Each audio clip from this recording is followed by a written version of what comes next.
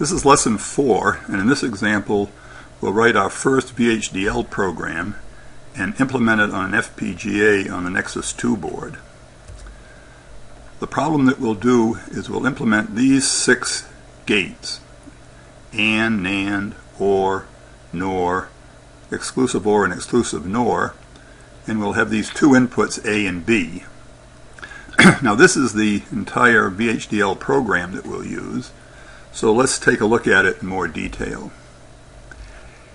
The VHDL program is made up of an entity and an architecture. Here's what the entity looks like. Each entity must begin with this library statement, library IEEE, and this use statement, use IEEE standard logic 1164.all. This is a VHDL program that's provided by the system and is in the folder IEEE in this library. These 2 dashes is a comment in VHDL, so example 1, 2 input gates is just a comment. The entity has the entity name gates2, and then it uses this port statement. And the port statement defines the inputs and outputs. In this case we have the 2 inputs A and B and the output Z. Now we use the statements in or out, the so-called mode, to say that A and B are inputs, and we use out to define Z as an output. The data type is of type standard logic, or standard logic vector 5 down to 0. Now what's standard logic? Well, standard logic is a type that's defined in this IEEE library. And in that library, a type, standard U logic, is defined that has 9 values. U means uninitialized, X means an unknown, 0 and 1 are the 0 and 1s you're used to, Z means high impedance, W is a weak unknown, L is a weak 0, H is a weak 1, and dash is a don't care. So these 9 values are all values that the inputs and outputs of your circuit can have. Now, the reason for this is so that you can resolve the case where 2 outputs are connected to each other. The type U logic is what's called unresolved, and a resolved signal provides a mechanism for handling the problem of multiple output signals connected to one signal.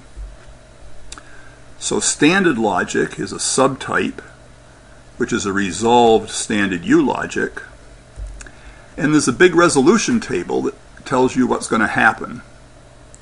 So for example, if one output 0 is connected to an output 1, normally this would be a bad situation, but in this case the result is unknown. So if you simulate a circuit where this is the case, the unknown will show up. On the other hand, for example, if you connect a high impedance output to a 1 output, then the resulting output is 1.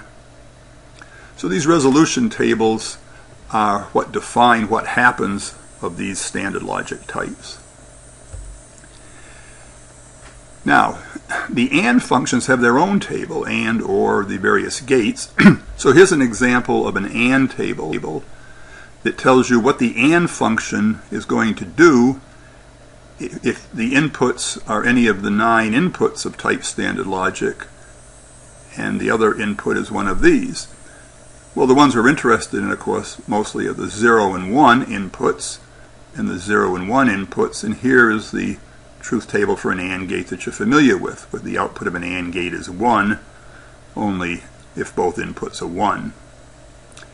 But this table tells you what happens for an AND gate for any of the other 9 possible inputs. So let's look at the architecture of the program. The architecture, which is the second part of the VHDL program, looks like this for our problem.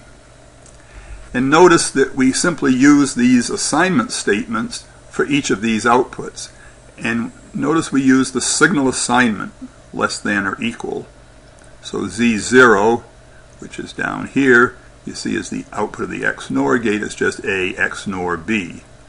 Similarly, Z5 up here is just A and B. Now, the statement architecture has a name. I call it Gates 2 here. You could call it something else. But this second statement must be the entity name, Gates 2. And then you list the statements, but notice that we always have to have a begin and end here, and Gates 2, that's this architecture name, Gates 2. Now, note that all these statements execute concurrently. That is, it's not like a program where first Z5 is calculated and then Z4. You could write these in any order and it would produce the same result. So, this is the entire program. I'm going to show you how you actually implement this on an FPGA in a minute. But first, you could simulate this using our Active HDL simulator.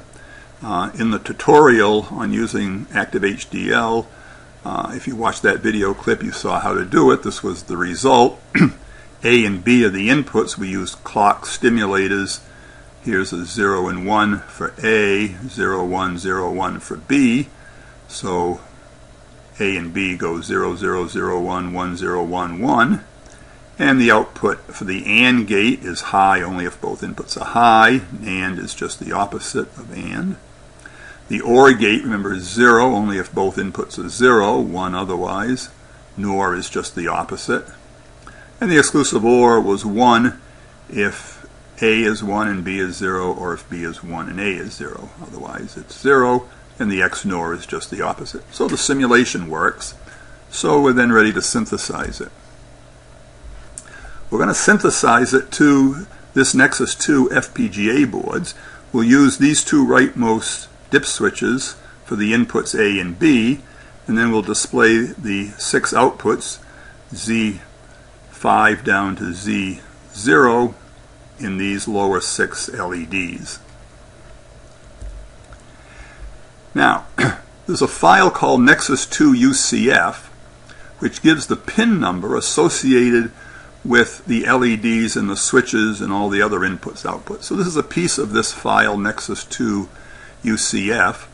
So for example, LD sub 0, that is LED number 0, is connected to pin number J14 on the FPGA. LD7 is connected to R4. Switch 0, that's the rightmost switch, is connected to G18. Switch 7, the leftmost switch, is connected to R17, and so forth. Now, it's going to be convenient to use the same names for the LEDs, we'll always call them LD, and for the switches, SW, in all of our programs. We can then use this UCF file to define the pin numbers,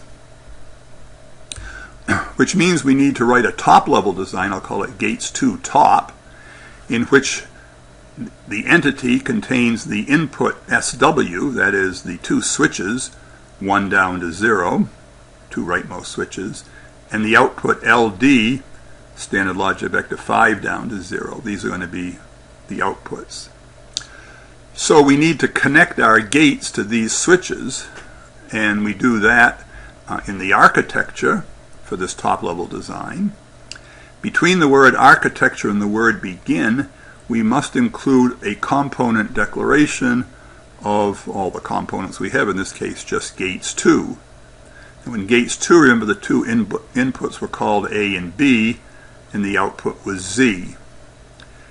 Then in the main architecture part of the top-level design, between begin and end, we use this port map statement.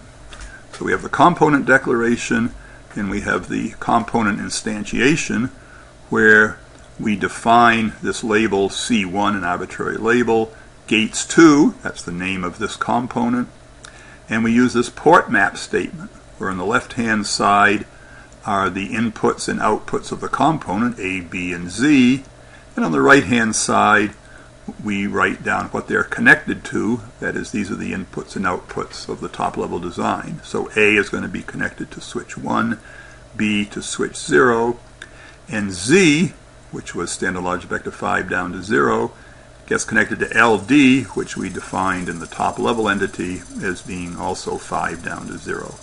So we can just set Z to LD. So this is the top-level design.